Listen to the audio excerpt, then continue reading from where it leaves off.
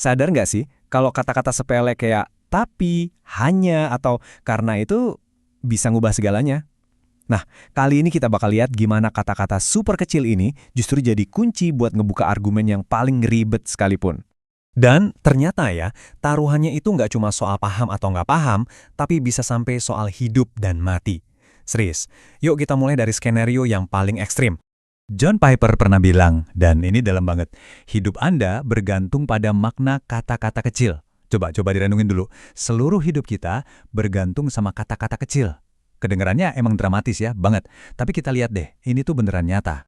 Analoginya Piper ini, wah tajem banget. Coba deh bayangin, ada prajurit di medan perang. Komandannya teriak, masuk ke lubang perlindungan. Nah kalau masuk artinya ya ke dalam, dia selamat dong. Tapi gimana kalau salah dengar? Dia malah mikir keluar. Wah fatal akibatnya, beneran kan? Satu kata doang antara hidup dan mati. Oke, itu tadi contoh di zaman sekarang. Perintahnya jelas. Sekarang, coba bayangin deh, gimana susahnya kita pas nyoba ngertiin dokumen yang ditulis ribuan tahun yang lalu. Tantangannya berkali-kali lipat lebih rumit. Nah, ini dia pertanyaan besarnya. Gimana caranya kita yang hidup sekarang bisa seyakin itu ngikutin alur pikiran orang dari 2000 tahun lalu?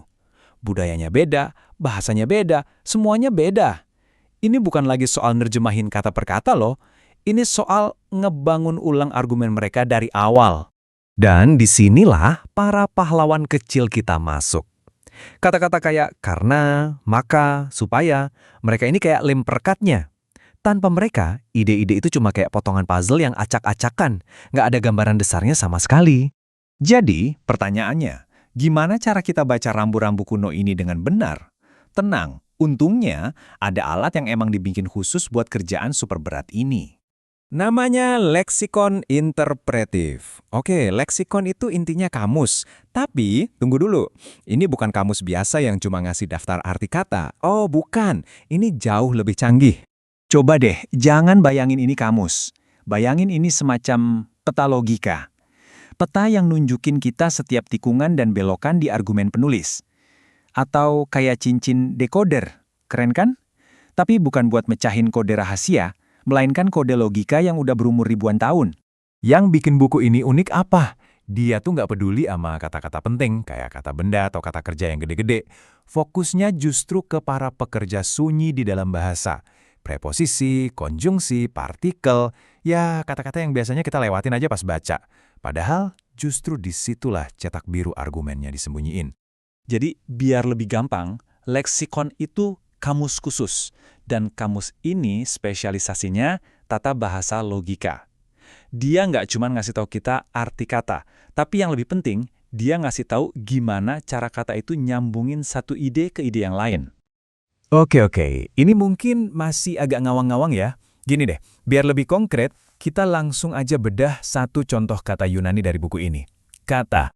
Coba lihat deh daftarnya. Satu kata doang, kata. Itu bisa berarti menurut, bisa karena, tapi bisa juga berarti melawan. Gila kan? Maknanya bisa berlawanan 180 derajat. Ini bukan lagi soal nuansa tipis-tipis, ini beda arti total. Kebayang nggak sih pusingnya jadi penerjemah? Nah, tapi ini nih bagian paling kerennya. Leksikon ini ngajak kita lebih dalam lagi dari sekedar terjemahan. Lihat deh, kata-kata itu bisa jadi penanda hubungan sebab akibat, perbandingan, atau dasar argumen. Jadi ini bukan sekedar kata, ini tuh sinyal. Sinyal yang seolah-olah ngomong ke kita, woi, kalimat yang barusan lo baca itu penyebab dari kalimat selanjutnya. Nah, tugas buku ini yaitu memetakan semua sinyal-sinyal ini. Oke, jadi kita udah tahu apa fungsi buku ini. Sekarang, gimana caranya? Gimana kita beneran bisa memetakan pikiran penulis? Nah, kita lihat metodenya sekarang. Metodenya punya nama keren, kedengeran akademis banget, analisis wacana. Tapi jangan takut dulu sama namanya. Idenya simple kok, tujuannya cuma satu, bikin hubungan logika antar kalimat yang tadinya nggak kelihatan, jadi kelihatan banget. Jadi eksplisit, ibaratnya kita gambar flowchart-nya argumen gitu, biar nggak nyasar. Contoh paling gampangnya gini nih, karena di luar dingin, maka saya masuk. Kita ngomong gini tiap hari kan, tanpa mikir. Tapi coba perhatiin, kata karena itu kan nunjukin alasannya. Dan maka nunjukin akibatnya. Nah, analisis wacana itu ya intinya melakukan hal ini, tapi secara sistematis dan super teliti ke teks-teks yang jauh lebih rumit. Sebenarnya ada puluhan jenis hubungan di buku ini, tapi kita lihat 3 contoh utamanya aja ya. Ada dasar atau grounds, disingkat G. Ini jawaban dari pertanyaan, kenapa? Terus ada sebab akibat atau cause effect, CE. Ini jelas ya, satu hal nyebabin hal lain. Terakhir ada perbandingan, simbolnya garis miring 2. Nah, dengan ngasih label-label kayak gini, kita tuh jadi nggak cuma baca kata-kata, kita jadi bisa lihat arsitektur argumennya. Di buku ini ada analogi bagus banget soal rambu lalu lintas. Gini deh, pelang tulisan selamat datang di Jakarta itu kan nggak menciptakan kota Jakarta kan? Dia cuma nunjukin kalau ini loh Jakarta. Nah, kata karena juga gitu. Dia nggak menciptakan hubungan sebab akibat. Dia cuma kayak rambu yang ngasih tahu kita, awas, di sini ada hubungan sebab akibat yang dimaksud penulis. Oke, kita udah ngomongin hal teknis banget barusan. Sekarang, coba kita zoom out sedikit. Terus intinya apa? Kenapa sih kita harus seribet ini merhatiin detail-detail kecil? Gini, yang perlu kita luruskan dulu. Tujuannya bukan supaya semua orang jadi jago bahasa Yunani kuno. Sama sekali bukan itu. Poin utamanya adalah, biar kita makin kagum sama betapa presisinya bahasa itu bisa dipakai.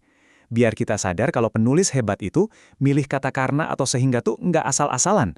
Setiap kata kecil itu dipilih dengan sengaja. Kayak alat pahat yang super presisi, buat ngebentuk argumen biar nyampe ke kita persis seperti yang dia mau. Jadi, intinya apa nih yang bisa kita ambil? 3 hal aja. Pertama, kata-kata kecil itu kekuatannya gede banget. Kedua, mereka itu kayak blueprint yang nunjukin struktur sebuah argumen. Dan yang ketiga, kalau kita mulai memperhatiin mereka, kita bakal jadi pembaca yang jauh lebih pekah dan tajam. Mau baca teks kuno, atau bahkan baca chat WhatsApp sekalipun. Nah, sebagai penutup, saya punya tantangan kecil nih buat Anda. Coba deh ingat-ingat lagi, email atau pesan penting yang Anda baca hari ini. Ada nggak satu kata kecil di situ, mungkin kata tapi, hanya, atau juga, yang sebenarnya jadi kunci dari seluruh pesan itu? Mungkin setelah ini kita semua jadi lebih memperhatiin ya.